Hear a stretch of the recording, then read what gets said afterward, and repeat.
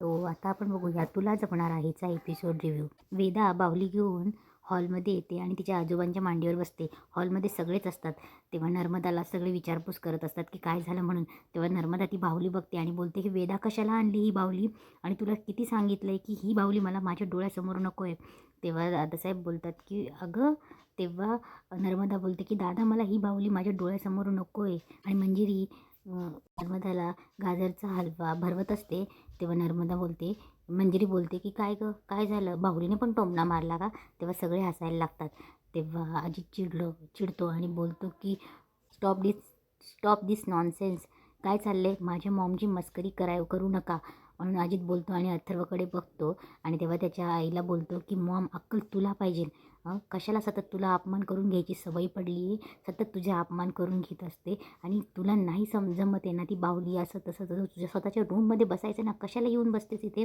आणि चल आता तू चल रूममध्ये. तेव्हा अजित घेऊन जायला लागतो. तेव्हा अथर्व बोलतो की अरे अजित थांब, एवढा काय चिडतोयस, अरे एवढं सिरियसली का घेतोयस तू, आणि मस्करी करत होतो आम्ही, काही सिरियस नाही. तेव्हा अजित काहीतरी बोलणार, तेवढ्यात नर्मदा मनात बोलते की अजितने जर सांगितलं मी ही बाहुली जाळायला घेऊन गेली होती तर. तेव्हा तेव्हा अथर्व बोलतो की आत्या मजाक करत होतो, सॉरी. तेव्हा नर्मदा अजितला बोलते की चल. तेव्हा अथर्व पुन्हा सॉरी बोलतो. नर्मदा अजित निघून जातात. दादासाहेब वेदाला बोलतात की चल वेदा, खूप भूक लागली म्हणून. तेव्हा सगळे जे ते डायनिंग टेबलवर जातात. तेव्हा मंजिरी मनात बोलत असते की ही नर्मदाला नक्कीच बाहुलीबद्दल काहीतरी कळालं आहे. इकडे अथर्व आपल्या खोलीत येतो. तेव्हा मीरा बोलते वेदाचे बाबा, तुम्ही खोलीत का आला? अहो मी आता जेवायला वाढणारच होती. तेव्हा अथर्व बोलतो की या घरात सगळ्यांना काय झालं आहे काय माहीत नाही. तेव्हा मीरा बोलते की काय झालं, काही झालं आहे का? तेव्हा अथर्व बोलतो की आत्याच बघ ना, सारखी चिडचिड करते, तिला भांडायला थोडंसं पण टॉपिक पुरे असतो. आणि त्यामुळे आधीचही चिडला. अगं वेदाच्या बाहुलीला घाबरत होती ती, आणि काय तर म्हणे वेदालाही ओरडली ती. तेव्हा मीरा अथर्वला समजत असते की जाऊ द्या ना, तुम्ही एवढं लक्ष नका देऊ ना, काही झालं असेल त्यांना म्हणून त्या बोलल्या असतील. आणि चला खाली जेवायला वाढूयात, आपण सगळे जेवायला आले असतील आणि मी पण वाढतेच सगळ्यांना. आणि ती अथर्वला घेऊन खाली जाते. इकडे वेदा तिच्या बाहुलीसोबत खेळत असते आणि बोलते की काय गं ठम्मे, नर्मदा आजीला तुझं मॅजिक दाखवलं ना, म्हणूनच नर्मदा आजीला घाबरवलंस तू. तेव्हा ती बाहुलीचे डोळे चमकायला लागतात लाल. तेव्हा वेदा बघते, थोडी चकित होते आणि पटकन बोलते की आत्या आत्या बघ ना, माझ्या बाहुलीत मॅजिक आहे. अगं तिचे डोळे लाल आहे. तेव्हा अनन्या बोलते की नाही नाही ग वेदा, असं काही नाही. तेव्हा वेदा बोलते नाही ग आत्या, लाल डोळे होते. तुला माहिती आहे नर्मदा आजीला पण तिने मॅजिक दाखवलं असेल, म्हणूनच ती घाबरली असेल, तिचे डोळे लाल आहे. तेव्हा अनन्या बोलते की असं काही नसतं, तिथे अंबिका आलेली असते आणि अंबिका ही ऐकत असते. अंबिकाला प्रश्न पडतो. तेव्हा वेदा अनन्याला पटवून सांगत असते. तेव्हा अंबिका बोलते की वेदा सांगते ना, या बाहुलीत काहीतरी आहे, म्हणजे नक्कीच या बाहुलीत काहीतरी आहे, हे सिरियसली घ्यायला पाहिजे. आणि जर काही असेल तर वेदाला या बाहुलीपासून दूर ठेवायला पाहिजे. तेव्हा अंबिका बोलते की मलाच काहीतरी करायला पाहिजे. इकडे अजितला दामोदर समजत असतो की असं वागून नाही चालणार, चल सगळ्यांची माफी माग. तेव्हा अजित बोलतो की डॅड प्लीज मला या शब्दावर बोलू नका, आणि सतत मॉमचा अपमान मी हे सहन करणार नाही. तेव्हा दामोदर बोलत असतो की अरे या लोकांनी जर आपल्या घराबाहेर काढलं तर आपण जायचं कुठे? तेव्हा तेव्हा अजित बोलतो की या लोकांनी आपल्याला घराबाहेर काढलं, आपण जायचं कुठे? हा एकच थॉट असतो का तुमच्या मनात सतत? तेवढ्यात मंजिरी हे सगळं ऐकते आणि बोलते की मंजिरीला अजितकडनं काढायचं असतं बाहुलीबद्दल. तेव्हा मंजिरी पुढे येते आणि बोलते की असं बोलतात वडिलांशी? अरे ते इथे राहत आहेत, ते तुझ्या काय बोलत आहेत, ते चुकीचं काय बोलले?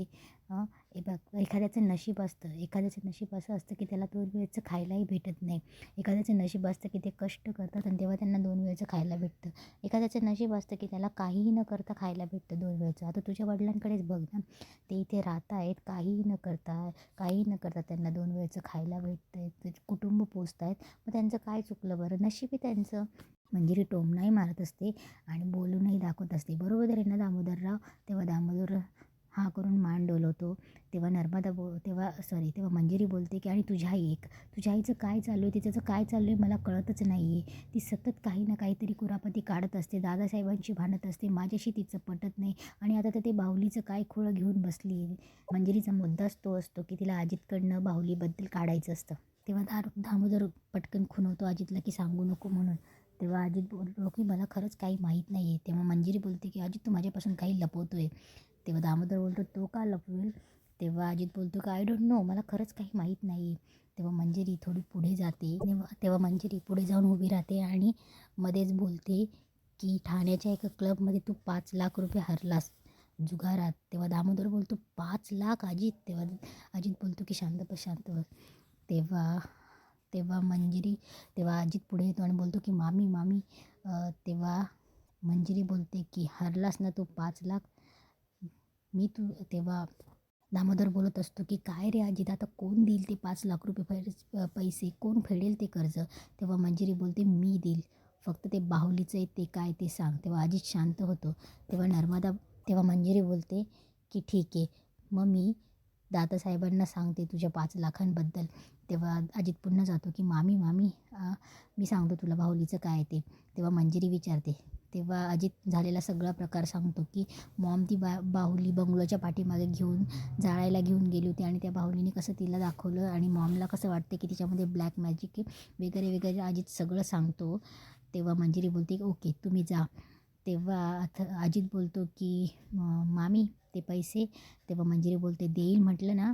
ते दोघं गेल्यावर मंजिरी बोलत असते की मला जी भीती होती तीच गोष्ट झाली. म्हणजे नर्मदाला त्या बाहुलीबद्दल कळलं आहे. आता ही गोष्ट ती सगळ्यांना घरात सांगेल आणि सगळ्यांना कळायच्या आधी मला त्या मीराला संपवलंच पाहिजे, नाहीतर अनर्थ होईल. इकडे मीरा तिच्या खोलीत आवरत असते. तेवढ्यात अथर्व येतो लॅपटॉप घेऊन बेडवर बसतो. तेवढ्यात वेदा तिची बाहुली घेऊन येते आणि बोलते की आई मी ही बाहुली इथे ठेवते हां. तेव्हा वेदा बोलते का गं, तुझ्याकडेच ठेव ना तिला. तेव्हा वेदा बोलते नको, ती जादूची बाहुली आहे ना. तेव्हा मीरा थोडी हसते. तेव्हा अथर्व मीराकडे बघत असतो की वेदा काय बोलते म्हणून. तेव्हा मीरा बोलते की वेदा अगं असं काय, असं का बोलतेस तू. तेव्हा वेदा बोलते की नाही नको, ती माझ्याकडे ठेवली ना तर ती कुठे पण निघून जाते. आणि तेव्हा मीरा बोलते आणि इथे ठेवली तर. तेव्हा वेदा बोलते नाही, इथे ठेवली तर ती कुठेच नाही जाणार. तेव्हा मीरा वेदाजवळ जाते आणि बोलते की वेदा मला ते टंग ट्विस्टर सांग ना, तू अनन्या आत्याला सांगत होती ते. तेव्हा वेदा बोलते नाही तुला नाही जमणार. तेव्हा अथर्व हसत असतो. तेव्हा मीरा अथर्वकडे बघते आणि बोलते की वेदा तू ते टंग ट्विस्टर आहे ना बाबांना सांग. तेव्हा वेदा अथर्वजवळ जाते आणि बोलते की बोलून दाखव. तेव्हा अथर्व बोलतो की बोल काय म्हणते. तेव्हा वेदा बोलते काळे राळे गोरे राळे राळ्यात राळे मिसळले, हे शब्द फास्ट बोलायचे. तेव्हा अथर्व बोलण्याचा ट्राय करतो. तेव्हा वेदा बोलते की फास्ट बोल. तेव्हा अथर्व बोलतो थांब मला एकदा बोलून तर घेऊ दे. तेव्हा वेदा बोलते की हां ठीक आहे आता फास्ट बोल. तेव्हा अथर्व बोलतो, त्याला बोलता येत नसतो तो थांबतो. तेव्हा मीरा हसत असते. तेव्हा अथर्व मीराकडे बघतो. तेव्हा मीरा बोलते की वेदा तुझ्या बाबांना विचार लहानपणी शाळेत गेले नव्हते का. तेव्हा वेदा हसायला लागते. तेव्हा अथर्व बोलतो की वेदा आईला सांग की मी फर्स्ट यायचो. तेव्हा मीरा बोलते की मग बोला. तेव्हा तिथेच अंबिका आलेली असते. अंबिकाचं लक्ष फक्त त्या बाहुलीकडे असतं. ती बाहुलीकडे सतत बघत असते.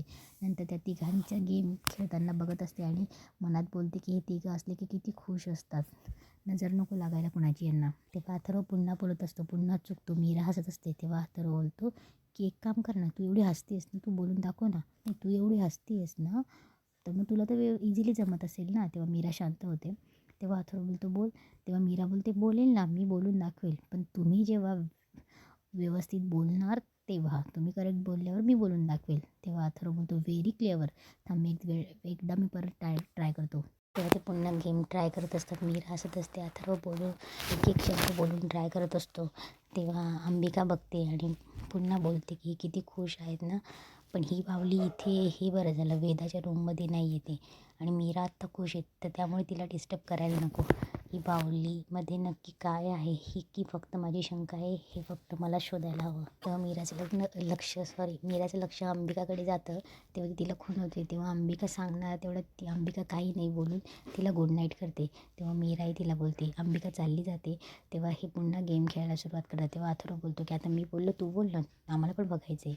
तेव्हा अथर्व वेदाला पटकन मांडीवर घेतो आणि मीराला बोलायला लावतो. मीराही चुकते आणि ते तिघं हसत असतात. दुसऱ्या दिवशी सकाळी मंजिरी आणि मीरा नाश्ता वाढत असते. तेवढ्यात मंजिरी मनात बोलत असते की अथर्व आणि दादासाहेब थोड्याच वेळात ऑफिसला जातील आणि वेदाही शाळेत जाईल आणि अंबिकासमोर अंबिकासमोर मायाबद्दल काहीतरी थाप मारली तर तीही पोलीस स्टेशनवर तिच्यावर पाळत ठेवायला जाईल. आज मग मीराला कोण वाचेल बघतेस. तेवढ्यात वेदा येते बाहुली घेऊन आणि बोलते की हॅलो. तेव्हा अथर्व तिला बोलत असतो की काळे राळे गोरे राळे गळाळ्यात राळे विसरले. तेव्हा ते हसत असतात. तेव्हा मंजिरीला वेदाकडे बघून मंजिरीला शंका येते. मंजिरी बोलते की वेदा आज सिव्हिल ड्रेसमध्ये काय स्कूलला नाही जायचं आहे का. तेव्हा वेदा बोलते की आज सुट्टी. तेव्हा अथर्व बोलतो वा. तेव्हा मंजिरीला खूप टेन्शन येतं. अंबिका तिचं चाललेली असते. तेव्हा मंजिरी विचारते कसली सुट्टी. तेव्हा वेदा बोलते मीच दिली. आज मी स्वतःला हॉलिडे डिक्लेअर केला आहे. तेव्हा सगळे हसत असतात. तेव्हा दादासाहेब बोलतात अरे वा, पण सुट्टी डिक्लेअर केली, मग ती कशी सेलिब्रेट करायची हे ठरवलेस की नाही. तेव्हा वेदा बोलते हो ठरवलं आहे ना, आज आपण लपाछपी खेळायची. तेव्हा अथर्व बोलतो आपण म्हणजे. तेव्हा वेदा बोलते सांगते तू आजोबा तू आणि मी. तेव्हा अनन्या बोलते वेदा पण आजोबांना आणि बाबांना ऑफिसला जायचं आहे ना. तेव्हा मंजिरी बोलते हो बेटा असं कसं चालेल. तेव्हा सगळे शांत होतात. आता मग मीराकडे बघतो पण मंजिरीला टेन्शन आलेलं असतं. तेव्हा ती मनात बोलत असेल नाही आज काहीही झालं तरी मला मीराला त्या बाहुलीसोबत एकटीला ठेवावंच लागेल. आणि इथेच आजचा एपिसोड संपतो.